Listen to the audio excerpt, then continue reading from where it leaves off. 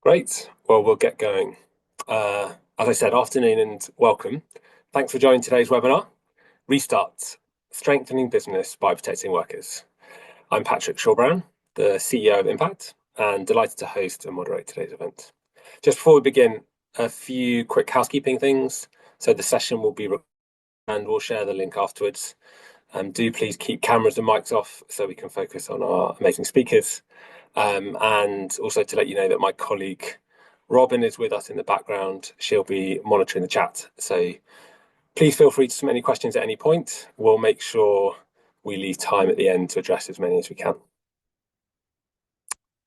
So today we're exploring something that affects every company operating in global supply chains, how workplace culture shapes worker well-being and ultimately business performance.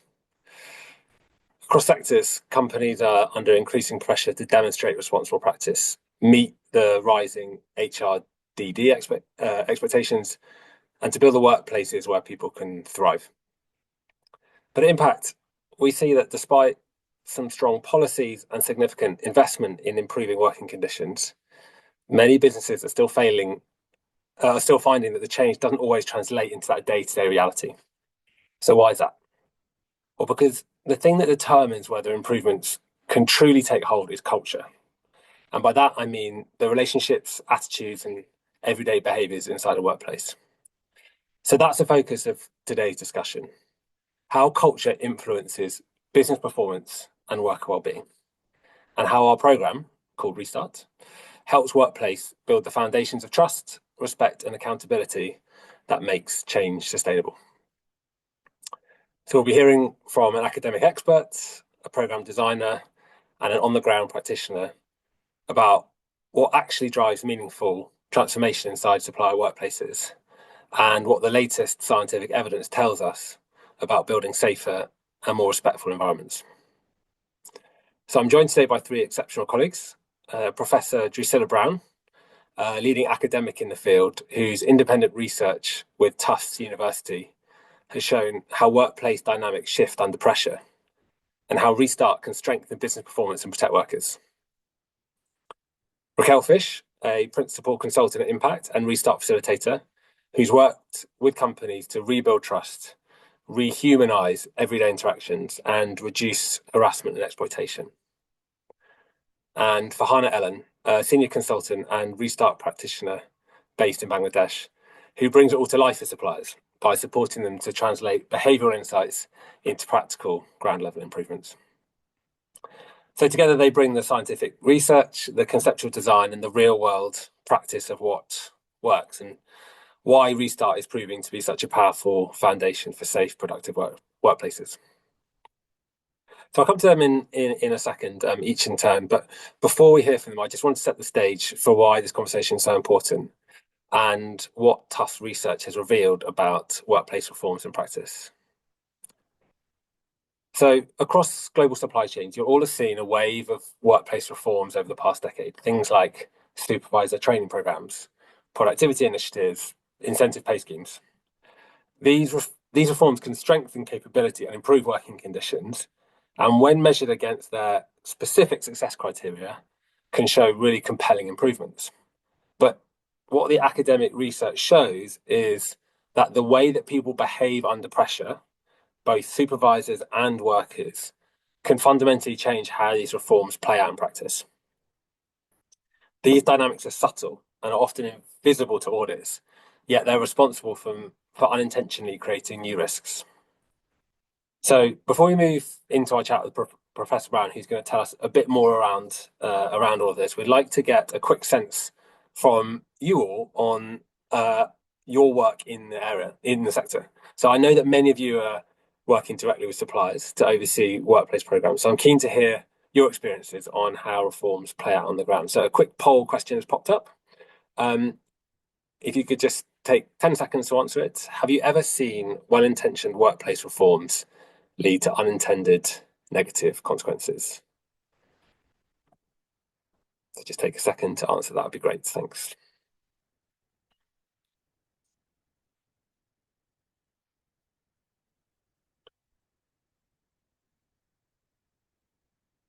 Okay. Yeah, so that's really, really helpful context. Not surprised, yes, occasionally he's come out on top. And also, for those of you in the not sure, hoping to give you a bit more information on that today. Um, so let's get on to that. Let's start by chatting to Professor Brown. And in the intro, you will have heard me refer to her as an independent expert, and that's exactly what she is.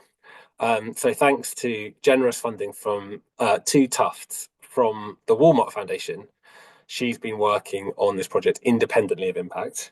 So we're her guinea pigs, I guess, not her bankers. So Professor Brown, it's a real privilege to have you here. Thank you for making the time. You've been researching the impact of workplace reforms for decades. So it'd be great to hear from you on the latest academic literature, in particular, two questions. First of all, what negative or unintended consequences can workplace reforms create? And secondly, why do these risks arise even when reforms are introduced with the best intentions? So really great questions. I'm going to just give you three examples. Two are going to be very familiar, and one is going to be a little bit unfamiliar, I think. The first is that reforms can simply be incomplete, and an intervention that, for example, reduces work hours without increasing hourly pay can actually make workers worse off because it causes total pay to fall. And I'm sure many of you have actually had experience with that. A second phenomenon is a little bit more remote, is that the intervention often is implemented with a mixed message to factories. The intervention might be justified to the business by giving them a business case that you're going to get a big productivity increase if you do this change. The problem is that factories often believe this and start increasing production targets before the intervention has even begun, and and even certainly before we begin to actually see any potential productivity gains from the intervention. And so, what this causes is workers to end up having to work harder, and then also have the factories be disappointed in the effects of the intervention. But one of the most subtle and one that we've become very concerned about is that workers are actually vulnerable to what economists call rent extraction. Um, this happens when an international buyer or an NGO targets a subgroup of factories in a market with an intervention with and the effect is actually to make those jobs more desirable than any other option the worker has available to them. So supervisors, particularly those who think that workers don't deserve a better job, may try to exploit this fact by demanding workers share some of the benefits of the workplace intervention. Now, you might think that this is going to be financial, but often it isn't because worker pay is so low that extracting some kind of financial benefit out of the worker may not be very important to the supervisor. But the rent extraction can take a social form, in particular, a demand for intimate contact, that is sexual harassment. So we're actually observing all three of these phenomena in workplaces in our research. Great, great, thank you. Yeah, I mean, well, super insightful, also really tough to hear. So you've highlighted how, I guess, the reforms can shift expectations, increase the pressure, and create the opportunity for the supervisors to extract these so-called rents. So that brings us onto one of the most striking patterns in your research, the issue of power. Yeah. So what specific patterns do you see around the power imbalance, especially why workers may become more silent or vulnerable during these well-intended positive reforms? Right. Power mindset is a central player here. It's very hard to observe, even in ourselves, and it's very easy to change, but it profoundly affects the way we treat people. For example, when you train supervisors, you can have the effect of putting them in a high power mindset, which, while boosting confidence and competence, actually increases what we call the power distance between supervisors and workers. Also, what we see is that the treatment when we train supervisors, it causes workers to see their supervisors as more competent. Now, that's good, but it also causes them to see their supervisors as more powerful. And so, both in the mind of the supervisor and in the mind of the worker, there's an increased power distance between the worker and the supervisor. The problem is that the greater the power distance between two people, the more likely the person in a high power mindset is going to treat the person in a low power mindset in dehumanized terms. And this dehumanization is a very strong precursor to workplace abuse, particularly sexual harassment. Great. Great. Thank you for explaining that. And I guess what it highlights is that these shifts in power and perception can really reshape the environment long before any sort of policy comes into play. So that kind of leads me on to the next question, which is even when companies do have strong policies, our experience at Impactt is that everyday behaviours and power dynamics can still completely change how a reform or a change in policy actually plays out. So it'd be great to hear from you about how does that happen in reality. Yeah. So another common workplace intervention that increases the probability of abuse is the introduction of pay incentives. Now, we often think of pay incentives as increasing abuse because it causes the worker to work harder than they really would if they weren't under the pay incentive structure. But we think of pay incentives as part of a high performance workplace human resource management system, that you want to give the worker an opportunity to choose how they allocate their time and effort in exchange for money. The problem happens when the productivity that generates the bonus is moderated and rewarded by the supervisor. Now, the first thing is that power in the hand of the supervisor first has the effect of increasing power distance between the supervisor and the worker, which in and of itself is a precursor to abuse. But the second is that it creates a quid pro quo vulnerability to sexual harassment. Workers may feel that they need to submit to intimate contact with the supervisor in exchange for the supervisor actually giving evidence that the worker has earned the productivity linked bonus. So if you follow these seemingly innocuous, even considered best practice interventions, we've often found that when that happens, you can have an intervention that seems perfectly designed from the perspective of an economist, and then but what ends up happening is we see reduced worker satisfaction, an increase in dehumanization, persistent sexual harassment, or the environments that make sexual harassment more likely. And so basically, the simple interventions that have this dramatic effect on power distance can actually make workers significantly more vulnerable. Words which really jumped out at me then, you said well designed or best practice, and I think this is, a real sort of a real insight we wanted to share on this webinar, is how a lot of the interventions that we've seen at Impactt, and I'm sure those listening have heard or implementing themselves, can have these unintended consequences. So thank you for bringing that to life, and that's where I wanted to kind of turn on to what your team has been doing about looking at these interventions and how they might shift the behavioural patterns. And so what happens between the behaviours and the policy and the kind of gap between them. So what led you to examine Restart and another impact programme in association with it, the benefits for business and workers, or BBW as we call it, and as a possible answer to this challenge that you spotted? Yeah. So first, the social psychology literature identifies four main factors that predispose workplaces to harassment: power distance, which we've already discussed, organizational tolerance for abuse, a dehumanization of workers by supervisors, which you've also discussed, and a lack of accountability for supervisor decisions. So we were looking for an intervention that addresses all four of these workplace characteristics. Second, there have been other studies that have successfully inoculated workplaces against these adverse outcomes using a strategy called perspective taking.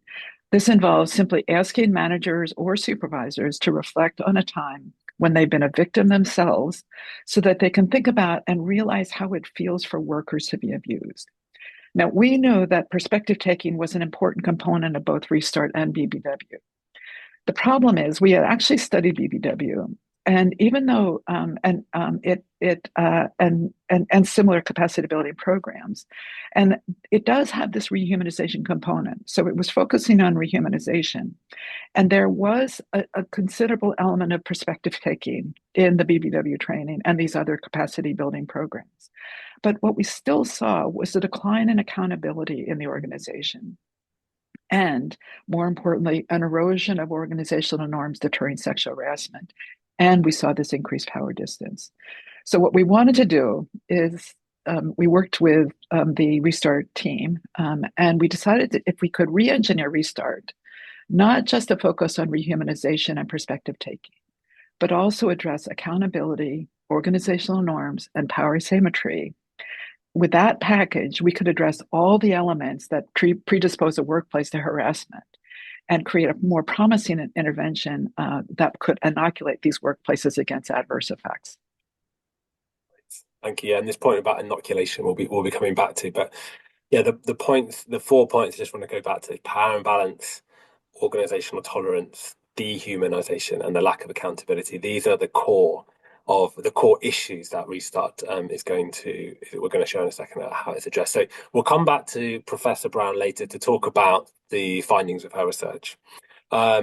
But I just wanted to go back to you on the call. So you've heard the mention of Restart a few times now, and I'm going to come to Raquel in a second, who's going to tell us more about what it actually is. But before that, I just wanted to hear from you all again. So here's another quick poll, I hope. So in your experience, what is the biggest barrier to improving workplace culture? And this is in the context of supply chains.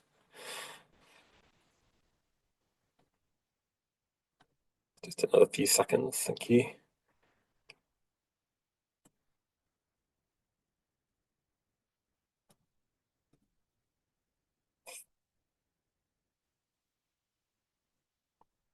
Okay.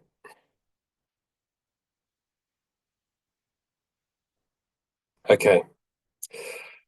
Yeah, we were talking before about how this poll might come out, and we were wondering if it was going to be an even split, and it is a pretty even split, and that's obviously these, all of these things are things that can cause that barrier to positive improvement. So we'll talk a bit more about those in a second. So before we get into what Restart really is, I think it's helpful to just take a step back and look at something universal about human behavior, something that shapes every workplace, and I dare say, including the ones that we're all sitting in today. So there's a classic study in social psychology known as the Good Samaritan experiment. So in this, two groups of people were asked to walk across the campus to give a short talk. One group were told they had plenty of time. The other group were told they were running late. And on the way to give the talk, each group passed someone who appeared to be in distress. And the outcome was really striking. So when people felt calm, most people stopped to help. When people felt rushed, almost none of them did. What's important here is the values of the participants hadn't changed. It was the context that had changed. And even a small increase in pressure completely changed their behaviours. We see this pattern in workplaces around the world. So under the pressure of production targets, deadlines, management scrutiny, people can become less attentive, less curious, and less empathetic without even realising it. They often stop noticing others, they stop asking questions, and they stop challenging the harmful behaviours.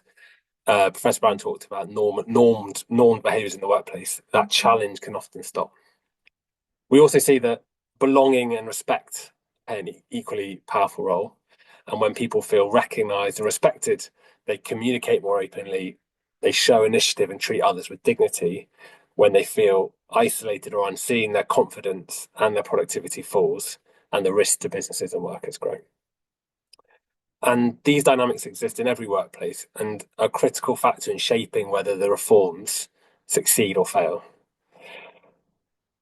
So in short, much of what happens day to day and much of what works really comes down to these small interactions, how individuals speak to each other, who feels valued, who feels under pressure.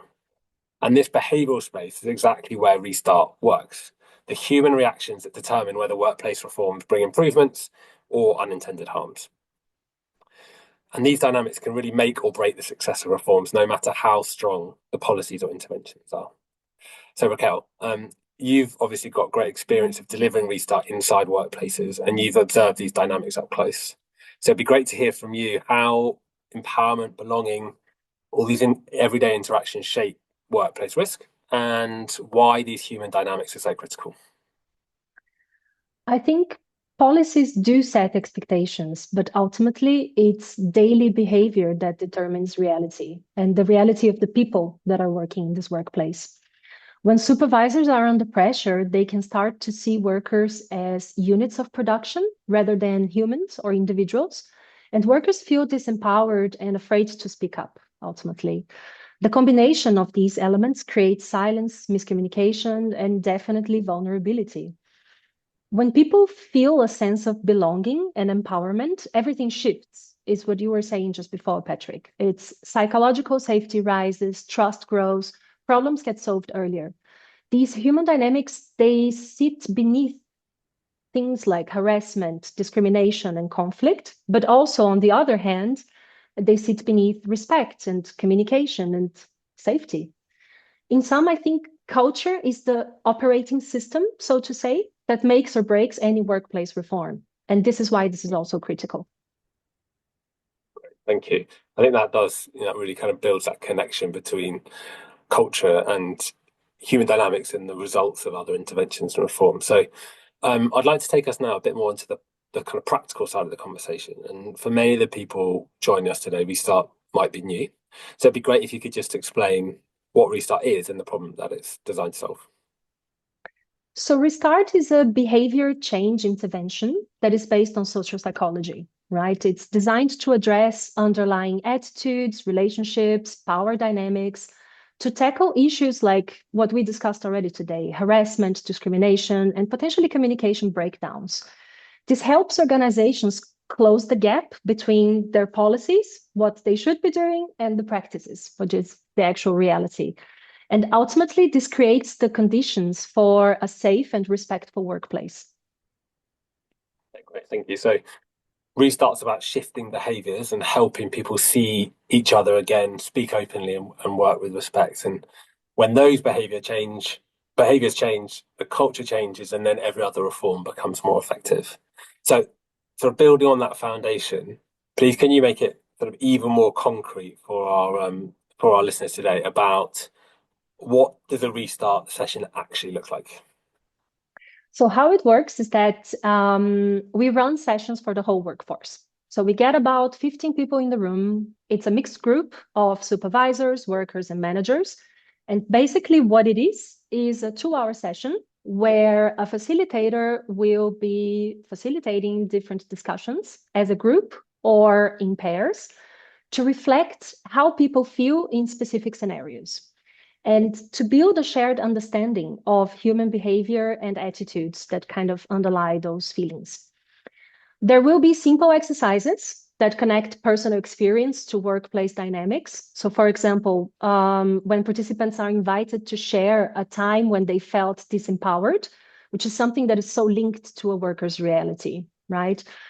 We go through that story sharing exercises about new experiences, mistakes, needing support. And through this group reflection, we surface issues like pressure, assumptions, and communication patterns that are having a negative impact on the ways of working. So we go then to making group commitments to address that. And the role of the facilitator in all of that is to listen and to ensure a safe space for a good discussion while the participants are driving the solutions themselves. Really important, that last point, that the solutions are driven by the participants. So I think that really shows how from more compliance-based training. So just to unpack that a bit more, how does Restart really address the human and relational side of the workplace challenges? I think Restart is ultimately a very different type of session. So this is not a workshop, it's not a training. As I described just before, it's not something that a facilitator will come and give content. It's about really making sure that there is a discussion, right? So it is a facilitated interactive discussion and a collective reflection. Through those experiential exercises, storytelling, and facilitated dialogue, we help people recover and rediscover empathy, finally seeing like the human behind the role. This rebuilds trust and accountability between the participants in the room and really encourages a reflection on things like bias, their behavior, and the consequences that their action has on other people, right? During the session, the participants will co-create norms of respect that everyone will own. And ultimately, this is so much more powerful than, for example, a top-down imposed policy, right? They will, for example, draft a common code of conduct for themselves. What are the behaviors that for them as a group is acceptable and what is not acceptable? And that will define their kind of new ways of working moving forward. At the end, I really see this as a win-win situation. Workers feel heard, supervisors understand their influence, there's more trust in HR and in senior management. And when we finish the session, the participants really see each other differently. And I think this is the most tangible value of these sessions. Brilliant. This is why I love Restart. Such a sort of small, simple change that's about creating space for individuals to understand each other in completely different ways has this huge impact on workplace culture, workplace function, and then in the end of the day, strengthening business. So great. Thanks for that, Raquel. We're going to come back to you a bit later to talk about the sort of what this means for business and how it can sort of become a reality for the people listening. But I think the big question is really about whether human dynamics can be truly shifted and in ways that are measurable, sustainable, and protect both the business and the worker. So I'm keen to come back to Professor Brown on this, rather than me try and answer that question on sort of intuition or anecdotal evidence. We're really lucky to have the academic rigor of Tufts University to determine the scientific facts. So, Professor Brown, your team studied Restart across multiple supplier workplaces, examining not just whether it worked, but why it worked, and what the underlying mechanisms drive these improvements. So, to start, what were the core research questions that your studies set to answer? Well, we had two. The first is just to focus in on Restart. Does it change or move those indicators that predispose a workplace to some kind of abuse? So we're looking at for those four characteristics that we had discussed before. But then the second big question is, does Restart have this as a pre-treatment, have this inoculation effect? So if we do Restart and then we set the stage with all the kinds of characteristics that Raquel was just discussing, do we eliminate the negative effects that we had seen, that we had previously seen?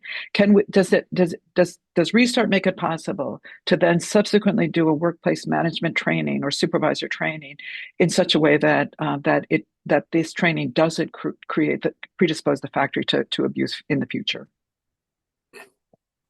Great, and we can see one of the slides come up. It'd be great if you could talk us briefly about the headline outcomes. What did you find in terms of answering those questions, the impact on trust, well-being, absenteeism, and ultimately productivity, and sort of if you can just talk us through sort of what the connections were between the different interventions and the outcomes, that'd be great. Sure. So basically, the first is we got a huge improvement in dehumanization, which kind of isn't surprising given what Raquel just described. Dehumanization basically is measured usually by a very large number of kinds of characteristics, such as whether a worker feels treated as small and unimportant, are they seen as immature, all kinds of characteristics like that. And generally, we saw a very strong fall in worker perceptions that we're being treated in a dehumanizing way, which is great because the dehumanization is the precursor to abuse. When workers are dehumanized, they're much more likely to be the victim of verbal abuse, sexual harassment, physical abuse. The next thing we saw was a move on this power ladder. What we do is ask workers and supervisors to imagine that they're facing a ladder that has 10 rungs on it. And we ask them to put themselves on the ladder. And then we also ask them to put their supervisor on the ladder. And typically that gap, the difference between how workers see themselves and how they see the supervisors is about 7 rungs out of 10. And so what we noticed here is that when we asked supervisors where they see themselves, they saw themselves higher, but they saw their perception of workers was not to see their workers as lower, but see the workers as higher, so much higher than the gap between themselves and the workers actually narrowed. So it's not surprising that we saw a diminution in the dehumanization, because we're also seeing a diminution in the power distance. We also saw improvements in issues like like the organizational tolerance for sexual harassment. We ask workers whether they think that a complaint will be taken seriously, and we ask supervisors whether they think there will be serious consequences for them if they're accused of sexual harassment. And what we've seen in the past is after treatment, these go in the wrong direction. That is, supervisors see themselves as less likely to be be in trouble for a sexual harassment allegation, and workers feeling less likely to feel like they are going to be taken seriously if they make an allegation.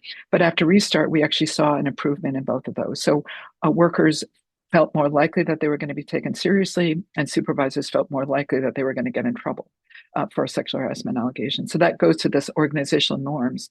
And then the other is really kind of very nicely, we see, and this I think we're going to talk about more at the end, is kind of critical, is at the end of the story, it's not enough for you to feel good about the intervention you introduced. It's important to actually ask the workers, do you feel better about this intervention? And very often, I've seen it quite a few times, where other scholars will look at an intervention, they'll say, oh, this intervention was great, except we got this weird result that workers didn't like it, and they just kind of ignore it.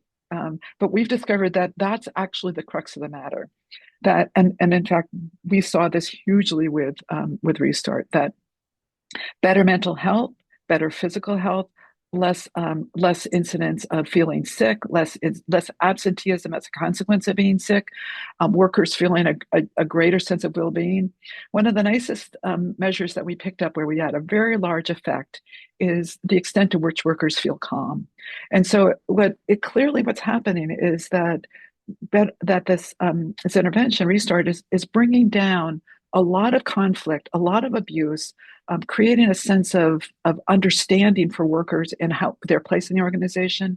It wasn't only that they felt better treated by the supervisor, they also felt better treated by HR, so that they were more likely to go to HR or feel comfortable going to HR about concerns that they had, and they were more likely to feel a clarity around how they were being paid. And then we got this really big, and I think a bit surprising effect around productivity, which you're seeing on this picture. Basically, what this picture is showing you is a timeline. If you go along the bottom axis, the first chunk of the graph is before any treatment. The second chunk of the graph is what happens to productivity right after treatment, and then the last is what happens to productivity several months after treatment. And we're measuring productivity on the vertical axis, and you can see that effect is rather large. That we got a very large increase in this productivity. Now, to some degree, we could figure out why things were happening. For example, we knew that a lot of that improvement in mental health was coming from workers understanding how their pay is calculated, and also a reduction in dehumanizing treatment. But what was going on with productivity, it seemed to be sort of a holistic effect. That is that there was a direct effect on Restart. It seemed to be mediated also by the functionality of HR, but so that workers who felt more comfortable going to HR with concerns about the workplace also were more productive.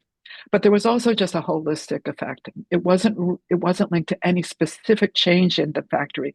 It was just linked to the whole impact that the intervention was having on the workplace. Yeah. Now, I'll just add one last caveat here.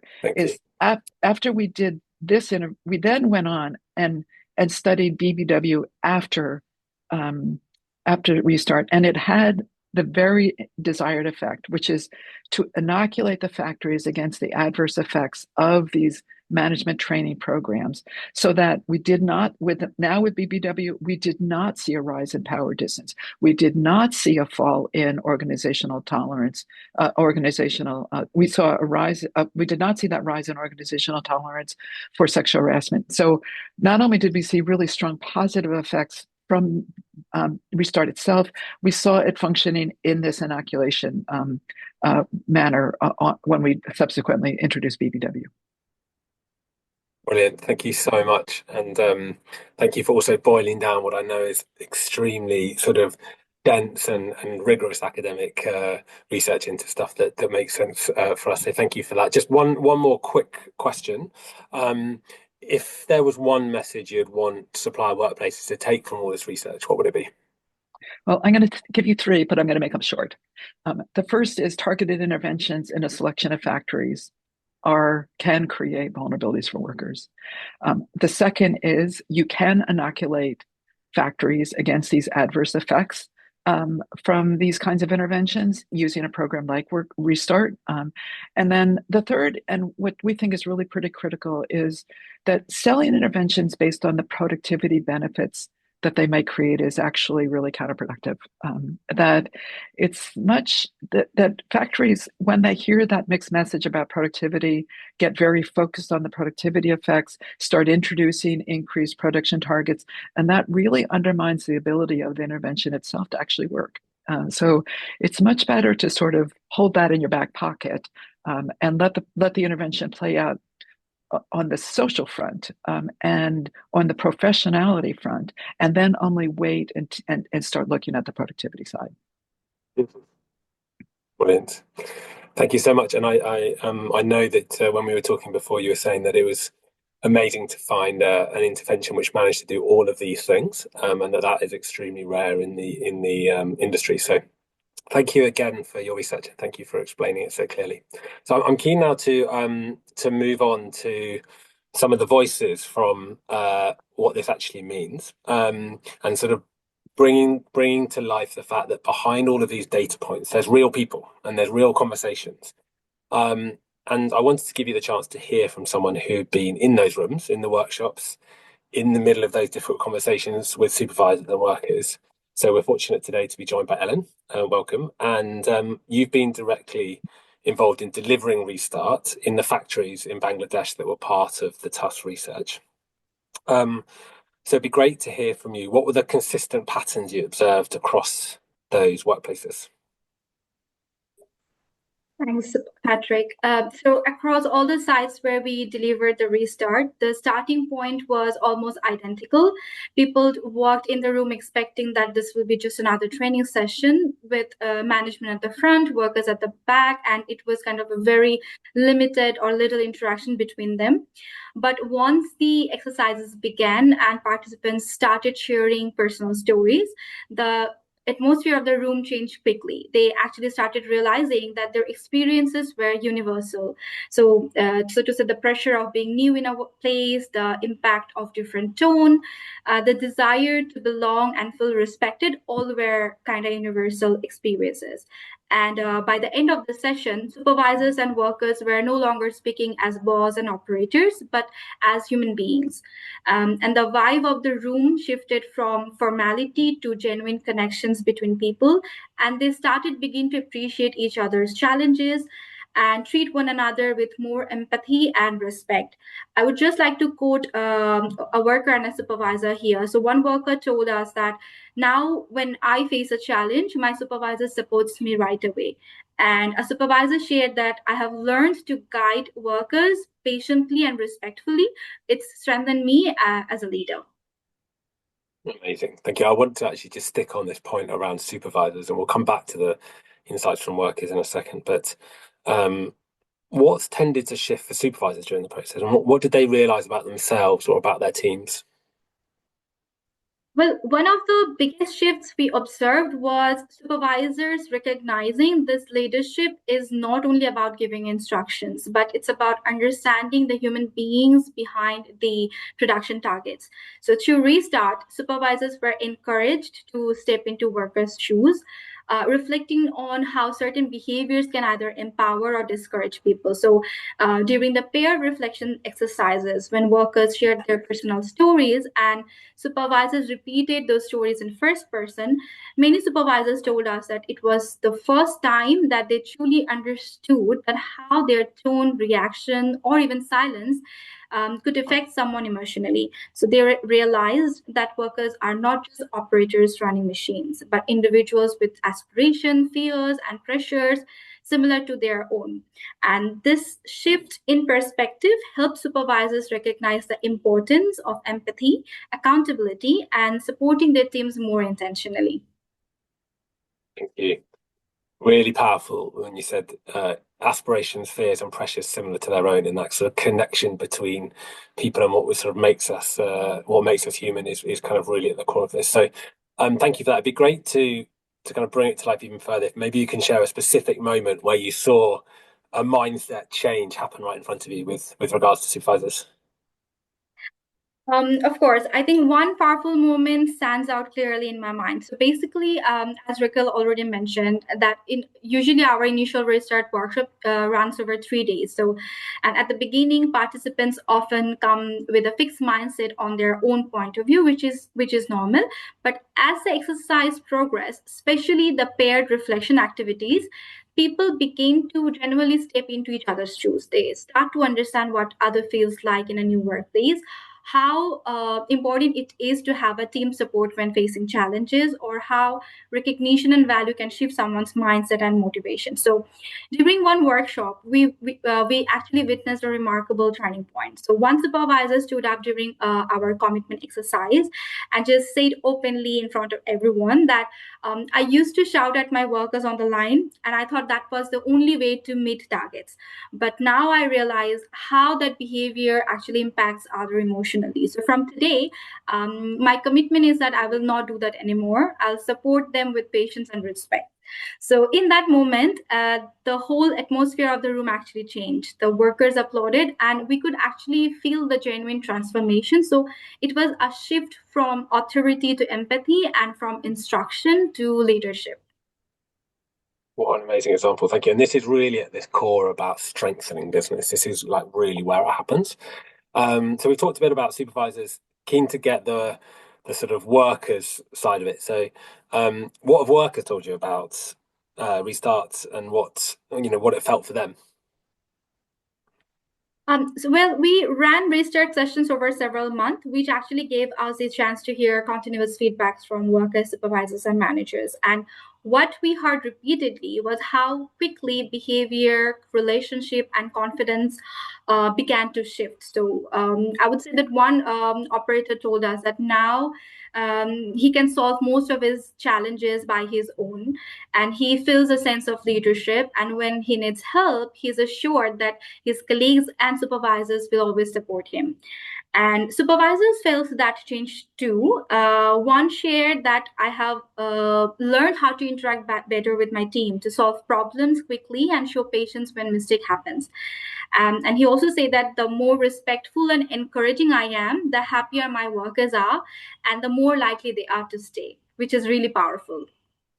Great. Yeah, it makes a real connection to this business case. So supervisors lead better, workers stay longer, and the whole workplace becomes calmer and more productive. And obviously that's at the core of Restart. When relationship improves, performance follows. So just lastly on this point around the kind of pace of change, how fast does the atmosphere change and the energy, not just of the training but of the workplace? We were actually able to observe change almost immediately. After the first session, management of the factories and I, like both saw shifts in behavior. So we saw stronger teamwork, more open collaboration between the workforce, and a clear rise in ethical awareness. Some workplaces even reported fewer absences because workers felt more supported and confident asking for help. And one of the biggest changes was around sexual harassment. So people, through our exercises, they gained a much clearer understanding of what is unacceptable and acceptable in a workplace, which actually made the environment feel noticeably safer.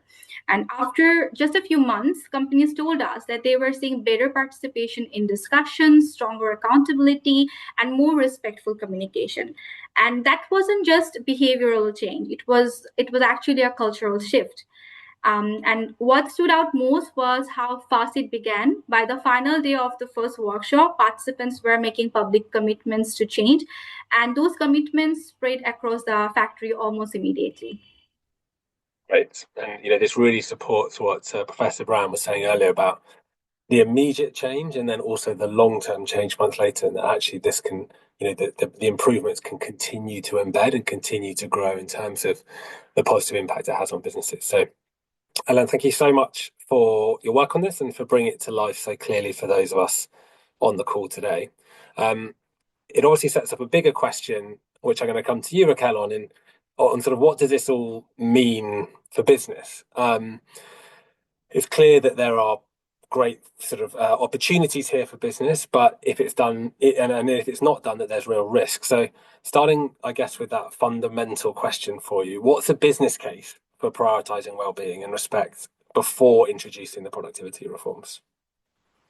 Well, as we all know by now, productivity reforms can really backfire when the culture isn't ready, right? And restart works exactly because it builds the foundations first.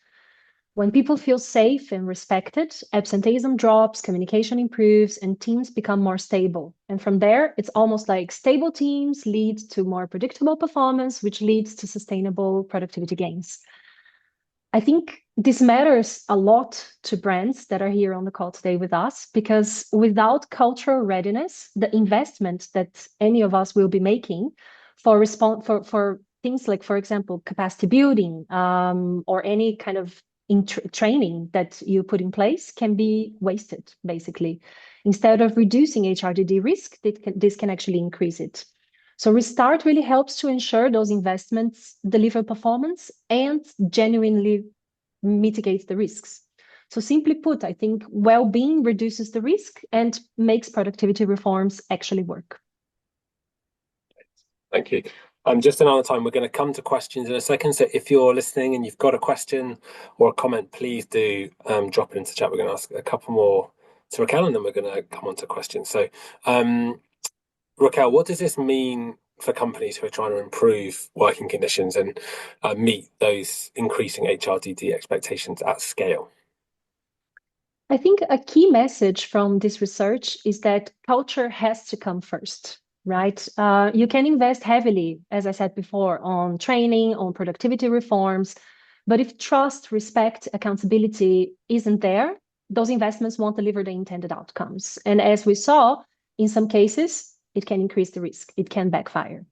So scaling Restart wouldn't necessarily be about doing thousands of workshops. I think it's about creating the right conditions for behavior change.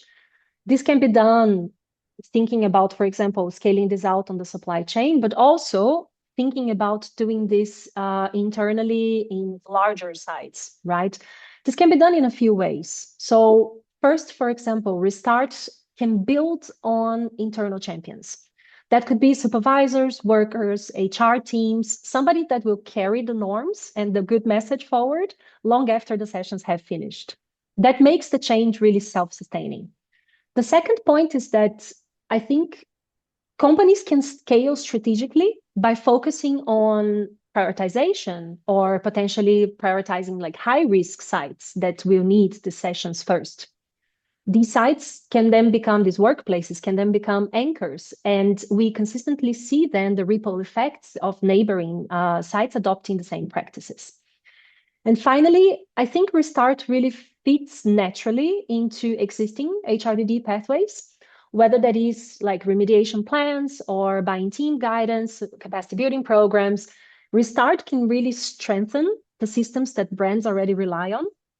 And the implication is very simple. When you build on cultural readiness first, every other investment that you make becomes more effective and more predictable at scale. That gives a really clear picture about when we're talking about performance, capability, compliance, like how to take that step at scale.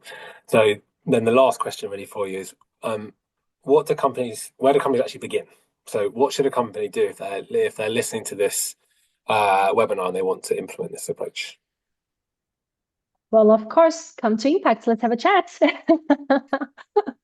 But also, I think the first step is to look at the conditions, not the interventions. Before introducing anything, whether, as I said already before, whether that is supervisor training, productivity tools, HRDD requirements, I think companies really need to understand the cultural baseline of the workplace that they're working with. That means that companies need to be asking very simple but very powerful questions. Like, for example, can workers speak up? Do they feel safe speaking up? Do supervisors feel supported or just pressured? Is HR trusted? Are people clear about pay, expectations, accountability? And if the answer to any of those questions is not really, then I really think that's a sign to focus on the culture first. It's an important component that often gets missed. And the starting point is very simple. You understand the culture, you build the foundations, and you align with your existing HRDD systems. Everything else becomes more effective when these conditions are in place. Great, thank you so much. So we're going to move on to questions now. We've got probably 6 or 7 minutes for questions, and then I'll just wrap up before the top of the hour. Thank you. There's lots of questions flooding in, too many actually to address in these few minutes. So if you've asked a question, we will get back to you with the answer after the call if we don't manage to answer it here. But I just want to start actually with a question that's come in for Drusilla. The question says, the power distance also apply to well-intentioned training, like supervisor training on gender-based violence and harassment, or is it mainly in relation to incentives or productivity reforms?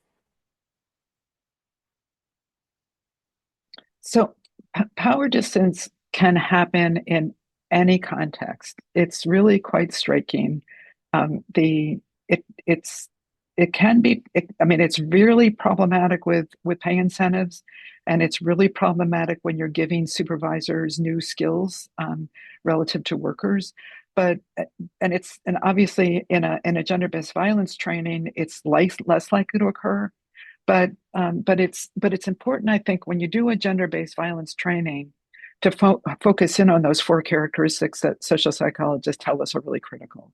And if you're not hitting those 4, then it's probably a good idea to go back to the drawing board on your gender-based violence training, because you may actually be making the situation worse rather than better. Great. Thank you so much. A question for Raquel. This is around how companies implement this. So how does Restart interact with traditional compliance audits? How do you see complementary indicators? Do you see complementary indicators that could be embedded into audit tools? This is not about audits, right? I think there are some elements of, for example, understanding the culture that could be embedded with worker interviews and with like talking directly to the people, but not necessarily these are elements that would surface on a traditional standard audit. Not necessarily. We're talking about things that are nuanced about human behavior, human perception, and kind of the interaction around the people at that workplace. We might hear things around discrimination, but not necessarily understanding the root causes and addressing the root causes to the depth of a restart session. Right, yeah, no, just sort of add there, we're lucky enough to go and perform assessments in a whole bunch of different supplier settings. And what we often see is where there have been audits, sort of more, I guess, traditional social compliance audits put into place, a lot of these things get missed. So just a response to ever answer the question, just be a bit careful not to over rely on those social compliance audits as a way to find this. So question now for Ellen. Thank you for whoever asked this question. It's a great one. How do you recommend embedding the co-created norms into daily management routines so they don't remain a workshop memory? How do you kind of bring this to life in the real kind of the days and weeks that follow one of your interventions? Okay. Well, thanks for the question itself. So I would say that here Restart helps a lot. So when you think about embedding these norms into daily management routines, you start thinking about how to have a cultural shift through this change of the thinking of the behavioral pattern.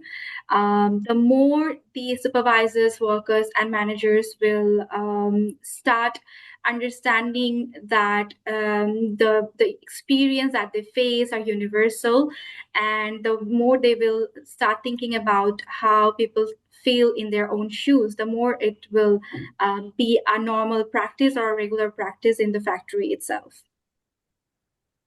Yeah, thank you. Another one coming for Drusilla. It's a tricky one to give you when we've got about a minute to go, but sorry for that.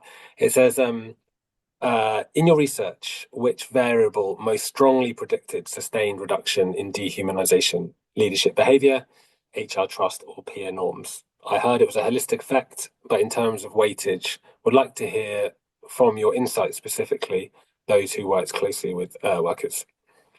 Yeah, so this is very much training supervisors about the proper way of interacting with workers. That they often see workers as very low power. They see themselves as very high power. They see themselves as unaccountable for the decisions that they're making. They basically feel that they themselves are under a great deal of incentive pressure. So if supervisors don't feel accountable, they are themselves incentivized to meet some production targets, and they don't have the tools, other ways of working with workers in a supportive manner. Then that's the and then there's the power distance. Those are the precursors to dehumanization. Right. Thank you very much. So yeah, we will come back to everyone else who hasn't had their question answered. There was just one more that came in that says, does Impactt offer facilitated training on how to deliver restart, or does Impactt provide training themselves? Yes, both of those things, as Raquel explained. There's different models for doing this, in particularly when we're looking at how to create change at scale. And we've got lots of case studies and experience to kind of talk about different models. So if you've got any questions about what might work best for you and your supply chain, then do pick up the phone or drop us a note and we'll come back to you on that. So I think we better move now just to close up, recognizing that you've all kind of given an hour and have other things to do. So just to kind of close, I think what the real kind of core of today has shown is how decisive culture is. It isn't something that's soft, it's really structural, and it shapes the risk, the stability, and the performance in the way that those reforms and the policies kind of interact and make the real change. So Tufts research makes the business case crystal clear. When trust and respect and accountability improve, workplace becomes safer, teams become more stable, performance becomes more predictable. Every other investment, so training, productivity tools, HR, DD reforms, etc., work better when the cultural change comes first.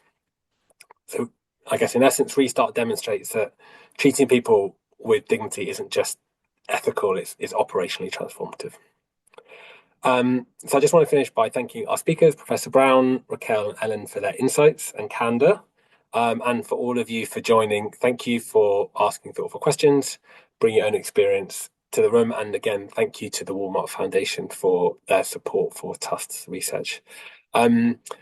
We've developed a publication that summarizes the Tufts University research and outlines how Restart works in practice. So we'll be sending that round to everyone after the event. As I said, do please get in touch if you'd like to learn any more about the webinar or talk about how we can support you to implement a Restart program. So that's it, really. Thank you so much for being part of the discussion and for all the work you're doing in building better, safer, stronger and more human workplaces. Thank you very much. Goodbye.